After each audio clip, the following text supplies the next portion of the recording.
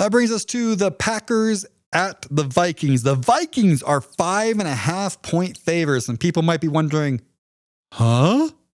Well, that's because the Packers are most likely going to rest most of their starters because they are absolutely locked into that 7th seed. They can't lose it. They can't go up. They can't go down. They are locked into that 7th seed, and they will be going to the Chicago Bears or the Philadelphia Eagles round 1 of the playoffs. So with most of the starters not playing, if not all the starters not playing, the Vikings are 5.5-point favorites. This is pretty controversial because I know Jordan Love didn't play, but the last time the Packers starters have played, they absolutely got shellacked by the Ravens. Is that the last taste of football you want to have before going into elimination games? On the other hand, you have a chance, a rare chance, even as a 7th seed, it doesn't matter. You have the rare chance to get a bye week, a manufactured, self-created bye week before going into those elimination games. And that's huge.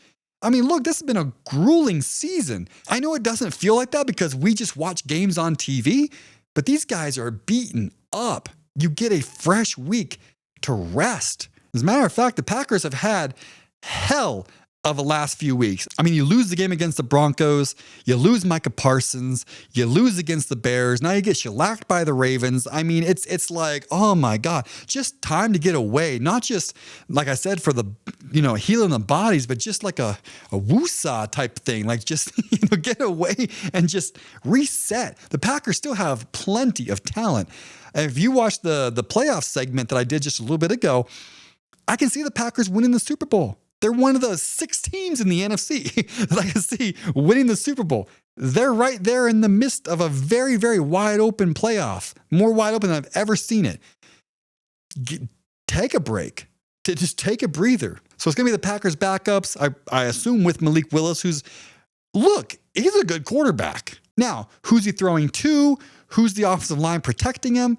How many stars they're going to sit? Which stars will play, if any? Who freaking knows?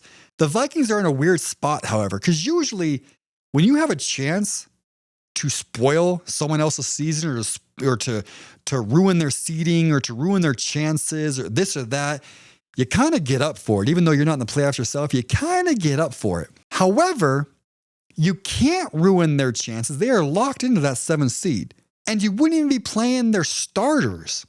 So as a Vikings team who's not in the playoffs themselves, this might be a hard game to get up for. I know it's a division game.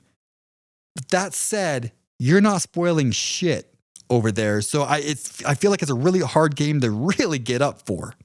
I went back and forth on this quite a bit. I really have. At the end of the day, I'm going to pick the Vikings to win and to cover those 5.5 points. I can see the Vikings winning by like 7 to 10, somewhere around there. Not because, look, if the Packers starters were playing, I'd pick the Packers. I would absolutely pick the Packers. And it's not because Jordan Love ain't playing. I think Malik Willis is a very, very good quarterback. It's just who's protecting him.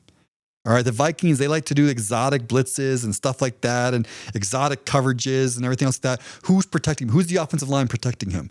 Not only that, but like what receivers are you trotting out there? And, the Packers didn't really have a number 1 receiver. They have a bunch of number 2s. Now are they trotting out number 3s? Who's playing?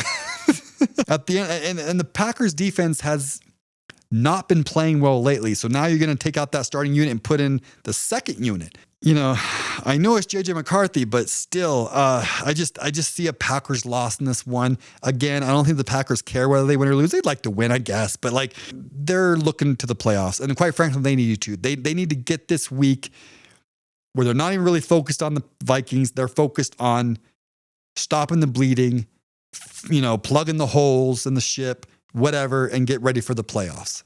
So with that said, I do think the Vikings get this by maybe 27-20. Dane says Packers will win and cover. So he's repping his team. He's confiding in them. I don't know if he made that pick not knowing if the Packers are going to rest their starters or not. He's really glued in, so I'm imagining he does know that. Either way, that's the pick I got. So that's our first disagreement. I got the Vikings covering. He's got the Packers covering.